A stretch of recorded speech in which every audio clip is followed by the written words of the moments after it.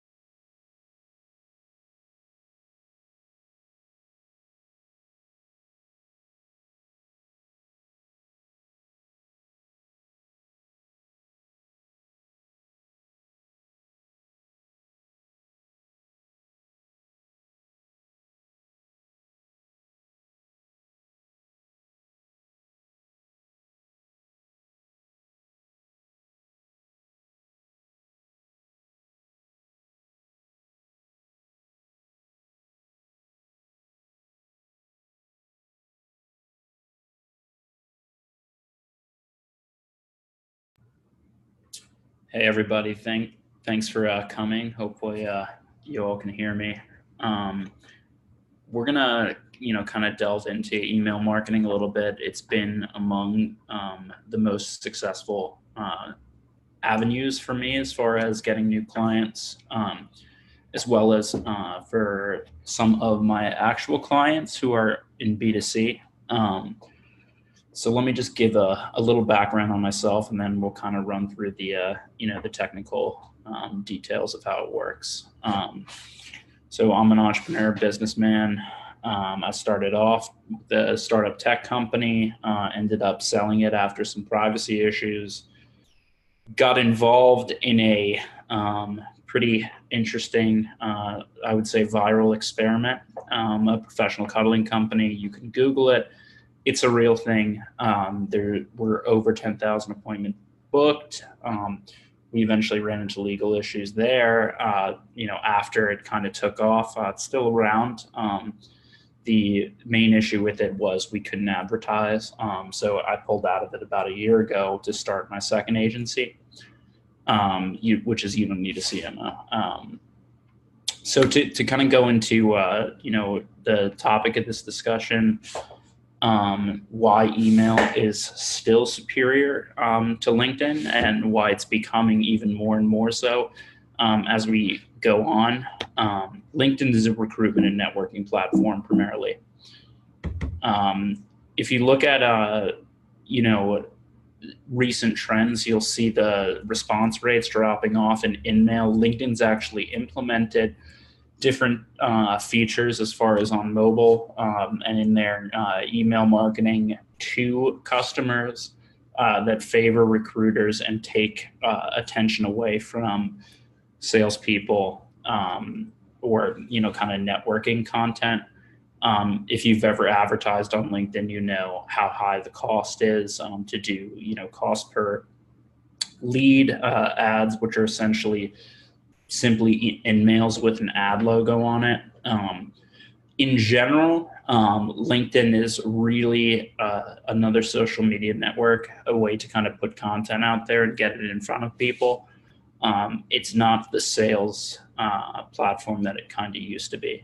So I want to get into kind of a real basic example of an email template that I developed with my first startup. This is kind of, it kind of just indicates what you can do as far as personalization in an email that will increase the open rate and response rate and basically make it virtually foolproof. Of course, everybody knows you can do the first name, last name, company, insert. Most people subconsciously kind of recognize those things. And they know it's not real, even though it's personalized info. What you really need is some piece of research or believable scenario or framing of the email. The example here, of course, being that you browsed or how the circumstances of how you found them. And we'll go into specific examples as relates to marketing in different industries. Pivoting back to networking for a minute, if you're thinking about using LinkedIn to network your way into sales, I might have objections to that as well. There's a platform out there that's called Alignable. Surely anybody who has a small business has heard of it. They send out a crap load of spam emails to get people to sign up for the platform, much like LinkedIn did in the early days, where you were incentivized to kind of invite your Google contacts, etc. And it's rapidly eating up the market share in terms of specifically networking, and it works better for that purpose. That's a whole different discussion. This is just kind of repeating what I was saying before with LinkedIn. You can kind of see various changes they've made. I'm personally aware of other changes that are coming soon. I think if you're a business owner and you've actually been sold to on LinkedIn, you've noticed all of these things, and I would really consider it from that angle when you're thinking about using it to go forward. So LinkedIn definitely is still the key for content marketing. That's something Rowan's going to talk about next week. Rowan's my business partner. His background is more in traditional B2B. But that's something we'll get into next week. So I'm not saying LinkedIn is, you should throw it out, delete your LinkedIn account. That's definitely not true. It functions essentially as a second website in the grand scheme of things, and is another way to push out your content. Another kind of thing about email, and these are just kind of general facts, but it's the truth. People check their email every day. LinkedIn, it's more like 40%. There's definitely a huge return as far as investment on it. It costs no money.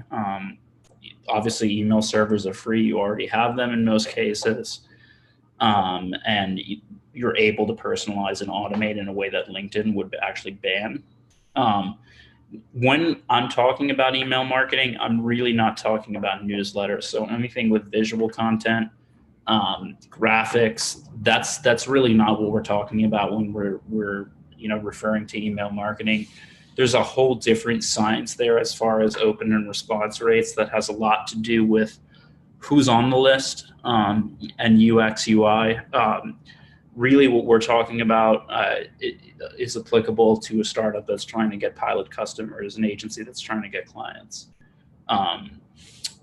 The way, I kind of recommend people start to, learn email, and a lot of people do this naturally, is basically just you're going into a market, you're targeting a new subsegment of leads per se.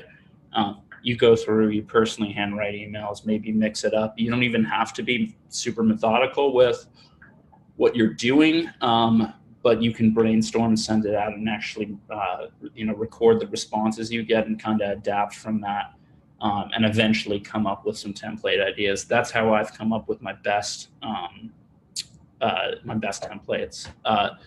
This is, if cold email is not something you've really considered on a bulk fashion before, this next advice I'm going to give you is a bit dangerous per se. It might be surprising. You probably use HubSpot, Pardot, SendGrid, kind of traditional tools, MailChimp, for email, where you're required to put in an unsubscribe button, which, by the way, immediately gives away that your email is a automated email, and it immediately turns people off and it's dropping all of the metrics. It's detected by the email server, as well as by the person itself. So you don't actually have to do this. What you do have to do is leave your address in the email and not actually send something that could be interpreted as spam. So maybe instead of asking for a meeting, offering a piece of advice. There's the can spam law. I'm not personally an expert on it, but you're not skirting around any law by doing this if you're doing it, kind of rationally, especially if you're incorporating personal information like we saw in the beginning. So this is basically, we did an event back on the 20th in New York, and we had sent out a marketing email. Really, this wasn't even to people in our network. It was essentially just, startups and all kinds of, tech companies in the area. We sent about 143 of them. The framing of it was that we found them in the LinkedIn network, which is a more believable, kind of scenario. It's not the best opener ever, but because this isn't a really direct sales pitch, we're literally giving them free, tickets, and it's in something that we know is already relevant to them because we've pre-qualified the audience. It's pretty easy to do. Really, the key here is the match of the audience to the pitch that we're offering. You can kind of see, how short the email is. That obviously contributes to as well. But these are literally screenshots of the stats from Mailshake, which is a tool I highly recommend that we use for cold email. And 20, anybody who's ever done this before knows a 20% reply rate is, pretty crazy. It's unheard of. Here's another one. This is a legitimate sales template. So this is what we use to actually get clients, 5-figure contracts, whatever. Also short, very similar kind of framing as far as us researching them, showing you've already put in the thought, I guess, and it's really it's that framing that we're talking about. The key to it not being spam and us not really getting any spam complaints or here the unsubscribe would also that what that means is essentially that it's being logged as spam by the mail server. The bounce is a hard bounce rate. Is that we're not, it's not a pitch. It's not, let's book a meeting. We're simply trying to find the person at the company responsible for marketing to share ideas and experiences with, which is a legitimate thing. And there's certain cases where we do this and we don't eventually get a contract out of it, obviously, but we do get connections. So the key thing I would do and this applies really to somebody who's focusing on this full time, as a startup founder or whatnot. This is some really hardcore advice. I would make it a habit to research leads every day, whatever platform is more relevant to your industry. Crunchbase, G2, if you're selling into, tech firms. Additionally, let's say you're even going after investors, Founder Suite, something like that. I would go through, brainstorm, even if you don't actually send the emails, write out ideas that you have, and then actually apply them and figure out what works and what doesn't. These don't have to be sales pitches. Literally anything you can do to start the conversation. In a B2C context, I imagine it would be pretty similar, given you'd probably be pursuing partners or some kind of company or organization. One kind of good example is we work with influencers. You're reaching out to them to basically partner with them on an individual level. Same process, even though we're obviously talking about B2B here. So after you've converted the leads, then conversion, we're kind of just talking about actually having a conversation. Ultimately, them making a purchase or subscribing or whatever the goal is much more determined on your sales process, what you're offering, and that's a whole nother question. So I would just judge it literally by who's replying and who's actually setting up the meeting. If you really want to take this to the next level and you're serious about it, I would say go on Upwork or another freelancing site and get an assistant and train them on the exact criteria you use to generate said leads and the element of personalization, whether it's where you found them, whatever the process you used that was manual, you can get the assistant to do it manually at potentially, in a place like Portugal where the kind of value matches, the skill level you're getting, or at least the communication. You're talking maybe $3, $4, $5 an hour. Not that that's the economics just work there. And, whatever it is, you'll get hundreds of leads, plenty, really for any B2B business. One kind of, trickier, more wild thing is to automate it instead of having someone do the lead gen.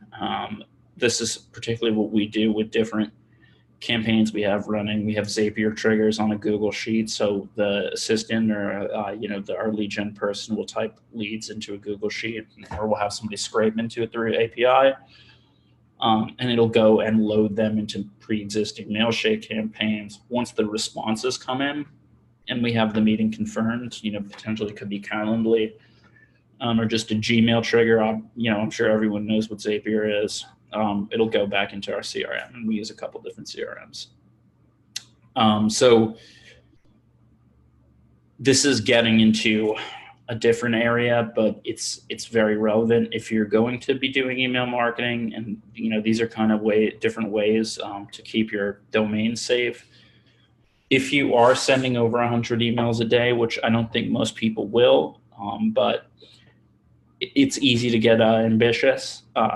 There are risks to that as far as your domain score going down over time. Over time, we're talking several months. This is not going to happen in a few weeks. If you're planning on blasting out 100 emails a day for 2 weeks, 3 weeks, just to get like beta for your pilot or whatever, I wouldn't worry about it. But generally, it's a good habit to keep. Nonetheless, I would always keep the email volume under 1,000.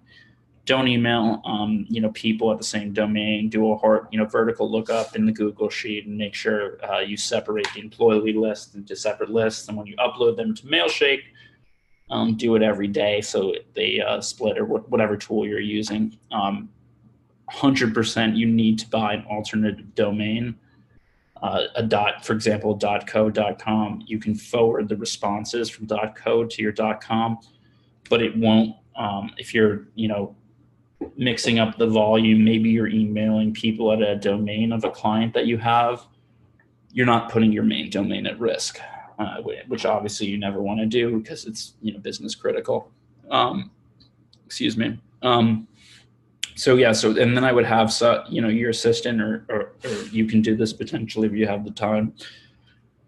Remove and put anyone who complains. Take me off the list, whatever. It's inevitable, and make them put them on a block list. All the good tools like Mailshake make that very easy. And then I would give them an earnest apology and make it clear that they have been removed and they're not going to be getting any more emails from you. If you have multiple businesses, I would also, and it's sending from the same person, even if it's different emails, I would also be clear. We've gotten in trouble with that before. If you're really getting the volume up in the long term, maybe you experience a drop rate, a drop in your metrics. I would run a spam check consistently on sender score. Generally speaking, I like to keep the bounce rate under 8 and the domain score over 80, and then you're pretty much good. If it goes below that, I would start to half the volume or maybe even wait a week. We don't have any time for questions just because I think we went a little over the time. So next week, we're going to do a talk on LinkedIn. Basically, the concept behind it is what we talked about earlier. It's going to be content, kind of how it fits into an overall ABM strategy, where the outreach is more focused on email, and it's going to be kind of equally applicable. I would say it's much more. It's going to be much more useful if you're a B2B company. LinkedIn is good for, kind of PR if you're a, just standard consumer tech company, app company, e-commerce, whatever it may be. Anyway, that's going to be useful. And that's going to be next Tuesday, I believe, at around the same time, 7:30. I'm going to be doing a separate talk there as well, in addition to Rowan. So looking forward to seeing everyone there. Thanks for coming, and I hope this was useful. Anyone who paid for this webinar is going to get a copy of it, both the slides and the video. And if you have any questions, definitely email me. It's Chris at You Don't Need a CMO. And yeah, it's been a pleasure.